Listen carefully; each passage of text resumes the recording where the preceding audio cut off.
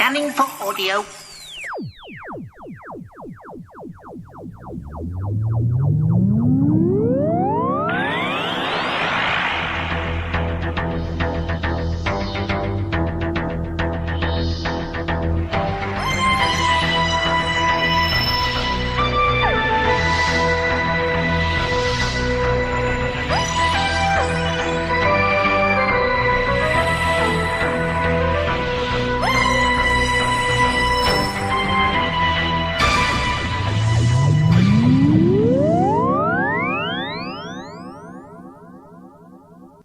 Hello, sweetie, and welcome to a Tin Dog podcast. Now, this time I'm, hoping that you'd join me as I attend my daughter's swimming lesson. You see, she's here, and twice a week we go swimming lessons, which consists of me sitting on the side, usually editing a podcast or writing or something like that, and she swims. And she's getting much, much better, but that's not important. Well, it is important to me. What's important to you is me reviewing stuff. So, if there is extraneous sound, forgive me, because I thought I'd share a few moments with you, oh sweet, beloved, and probably attractive listener, as I talk to you about River Song's diary. I know. Specifically, the Diary of River Song, Volume 3.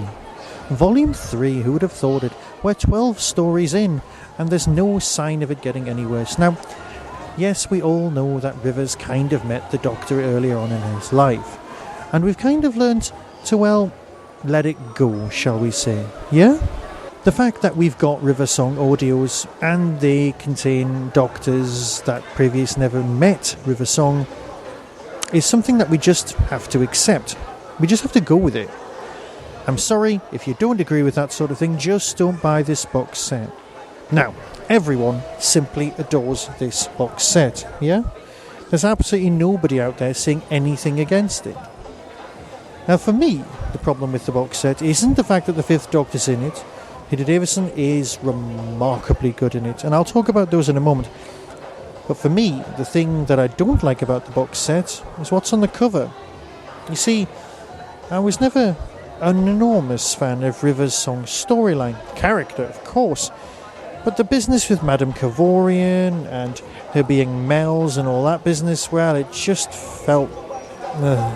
it just wasn't for me, and I know, in my heart of hearts, that if Doctor Who isn't for you, it's fine, because if you wait long enough, there will be Doctor Who comes along very soon that is for you, and it's a very grown-up attitude. But you know what? What's the point of being a grown-up if you can't be childish sometimes? I just don't like Madame Kavorian much at all.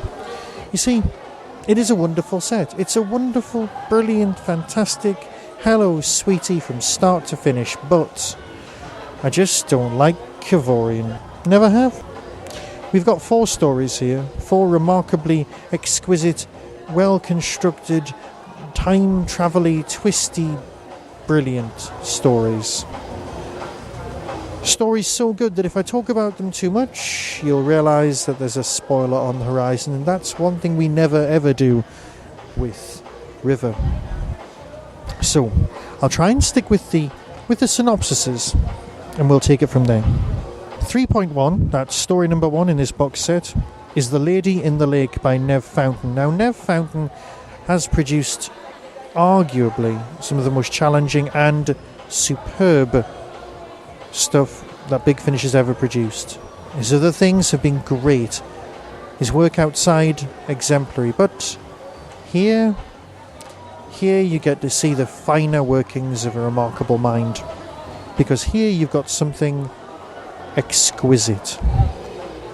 Here's the synopsis.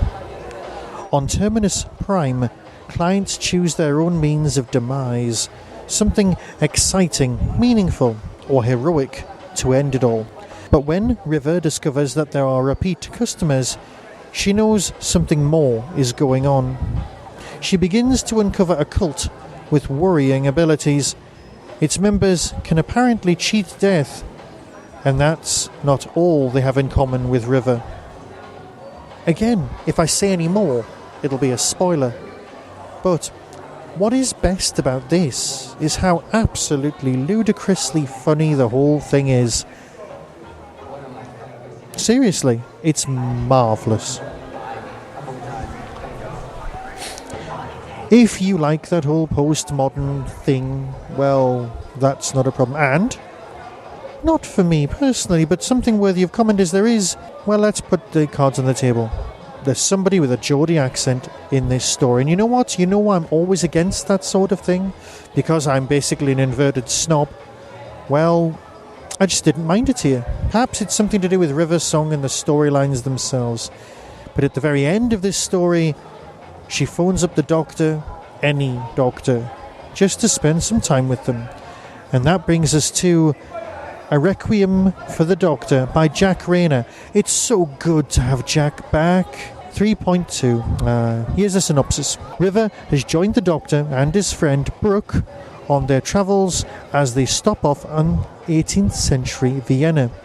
Brooke thinks history is dull until people start dying. Mozart's legacy is not just his music.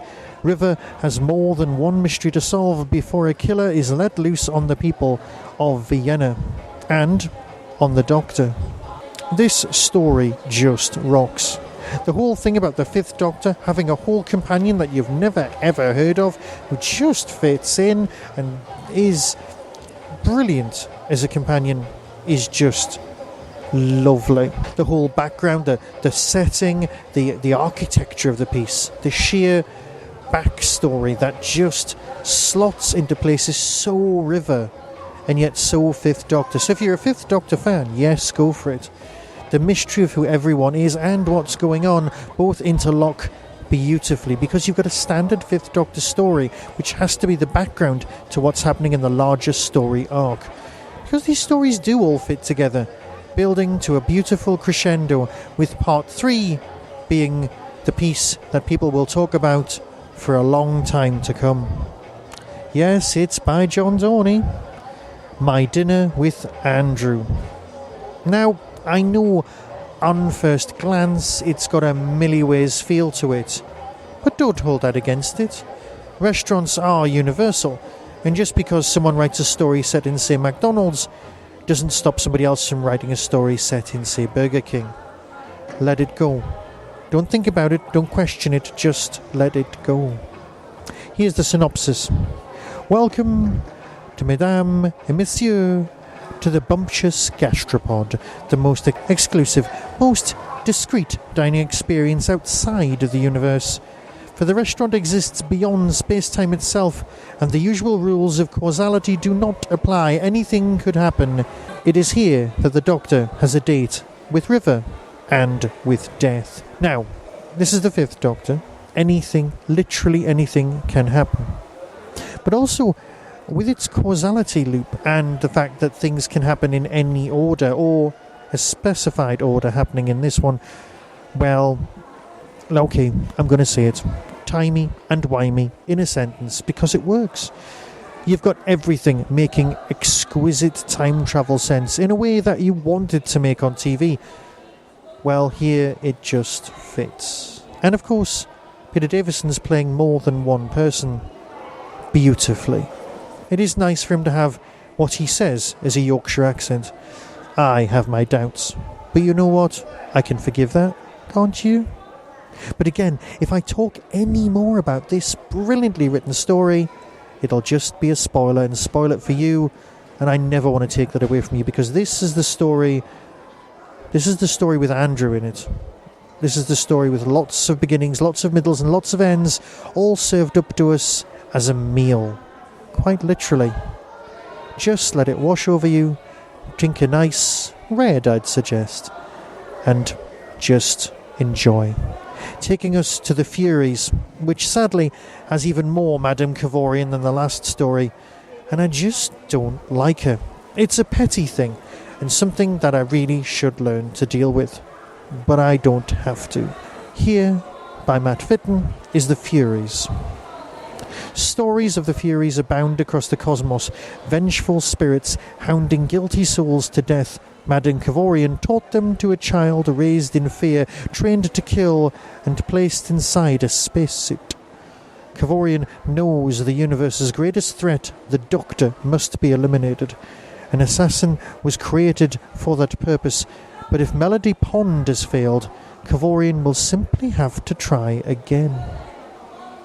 I can't talk about this story at all. Not only does it finish this particular set of 4 stories so well and sews them up beautifully, but if I talk about it, it'll just give the game away.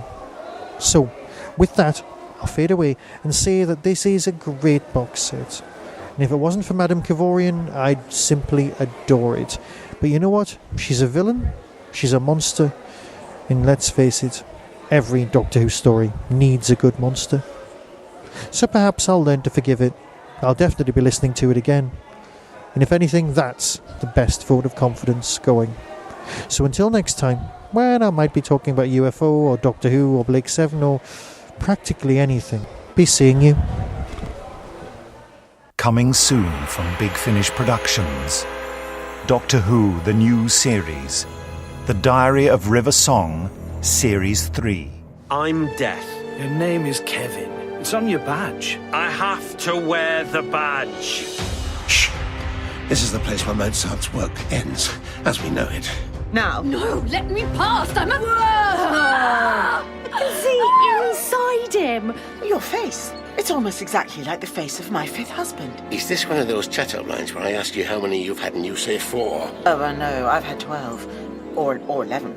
13. It all depends on how you count. The entire history of creation on display for all our patrons. It's hard to get my head around. My past self is going to be arriving here very soon. Oh, how embarrassing. Is she wearing the same outfit? Is that the issue? It can't be. Kevorian. No! You're an unstable psychopathic killer. Project much. Do you hear that? I've quite enough to deal with without you all squabbling. You are supposed to be professional executioners. What are you doing? The Doctor's ill. The Doctor's dying. No! Fire! Yes, Mum! Big Finish. We love stories. Come in, River. I'm here. Hello, sweetie. Hello, sweetie, yourself. I'm a future version of you. Obviously. Don't get soft, dearie. 2018 brings with it 3 brilliant conventions, all held at the Derby Quad. ShadowCon 2. The UFO convention will be on June the 30th, 2018. Hooverville, the best little Doctor Who convention in the world, is on Saturday the 1st of September, while Big Finish Day is on the 3rd of November 2018. All tickets are available from the Derby Quad website. That was the Doctor Who Tin Dog Podcast, available on iTunes, YouTube, Twitter, RSS, Vimeo, and across the internet. Doctor Who and its associated properties are all copyright and trademark of the BBC. No infringement is intended. Why not become a supporter by visiting patreon.com/tindog. Contact the show on tin-dog@hotmail.co.uk. The Tin Dog Podcast is a founder member of the Doctor Who Podcast Alliance.